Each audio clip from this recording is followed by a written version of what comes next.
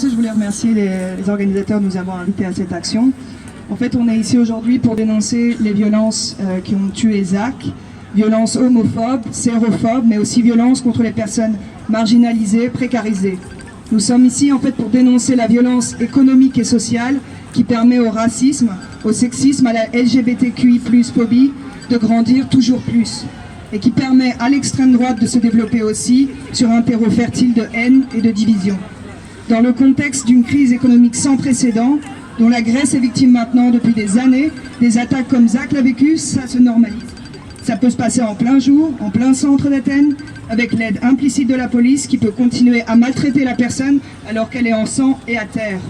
Ça peut devenir normal de menotter quelqu'un qui a besoin d'une aide médicale urgente et que les brancardiers deviennent eux-mêmes le relais d'une telle violence. La violence d'extrême droite se normalise aussi quand on sait que l'une des deux personnes qui a tabassé Zach, le propriétaire d'une agence immobilière, était un cadre du Front Patriotique, un groupe d'extrême droite.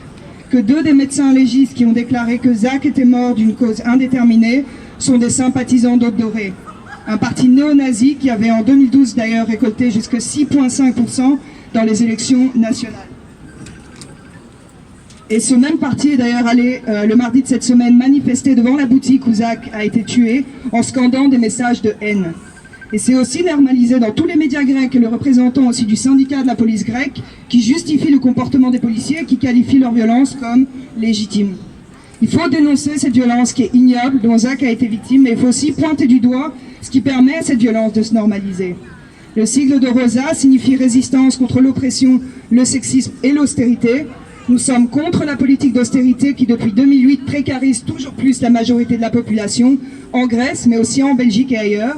En Grèce, le FMI, la BCE, la Commission européenne ont négocié 289 milliards d'euros de prêts. Ils ont été versés en contrepartie de réformes structurelles qui ont eu un impact social dramatique. Le Parlement grec a voté 450 de ces mesures. Dans la réalité, ça veut dire quoi? Ça veut dire une pauvreté, un chômage qui explose, une croissance artificielle. La pension moyenne a chuté de 40% depuis 2010 et elle est de 633 € par mois aujourd'hui. Cette politique de casse sociale de nos acquis sociaux est justifiée par le soi-disant besoin de faire des économies, le temps d'aller mieux, de sortir de la crise. Mais en attendant, cette politique, elle précarise tout le monde. Elle précarise aussi les femmes qui sont plongées dans toujours plus de misère, qui cherchent des solutions encore plus extrêmes pour survivre, comme on le voit en Grèce avec l'augmentation de la prostitution, comme effet parallèle à la crise, 150% depuis 2012. Le journal Libération avait en 2015 titré « En Grèce, une passe pour le prix d'un sandwich ». Une telle violence économique, comme je l'ai dit, amène à des situations de violence sociale. Les femmes perdent leur indépendance économique, deviennent de plus en plus dépendantes de leurs conjoints. Et s'ils sont violents, alors ça devient extrêmement difficile de s'échapper, faute de logements sociaux, logements d'urgence, allocations, etc. Et c'est la même chose pour les personnes LGBTQI+, qui sont victimes de ces violences, et qui sont aussi pour la majorité précarisées, comme Zach l'était. Et donc c'est sur ce cimetière social que l'extrême droite et ses idées nauséabondes surgissent, comme Aube Dorée. Diviser pour mieux régner, trouver le bouc émissaire parfait, détourner l'attention des réels problèmes sociaux. Les idées d'extrême droite empoisonnent toute la société. Et la peur de l'autre, ça devient une donne en fait. Pour la campagne Rosa, les discriminations, c'est pas de l'ordre de l'individu, mais c'est un problème de société. Et face aux attaques sociales, tous ensemble, on doit se mobiliser, on doit s'unifier contre les violences, contre ce désert social sur lequel toutes ces discriminations fleurissent. Un peu partout dans le monde, les femmes, les personnes LGBTQI+, les gens de tout âge, de toute origine se mobilisent.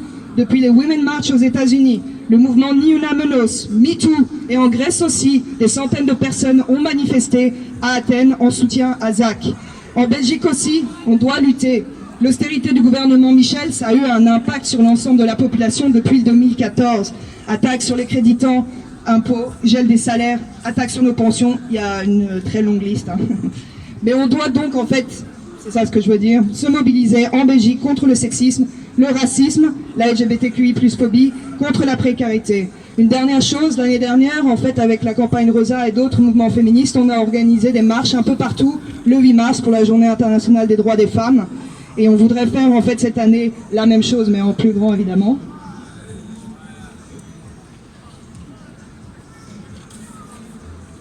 Et donc on doit en fait cette année encore une fois utiliser une telle date comme le 8 mars, montrer qu'on est unifié contre toutes les discriminations.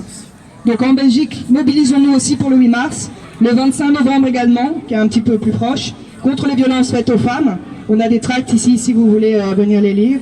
Et une dernière chose, vive la solidarité internationale contre toutes les discriminations en Grèce, au Brésil, en Irlande, en Pologne, aux États-Unis, en Belgique, partout. Merci.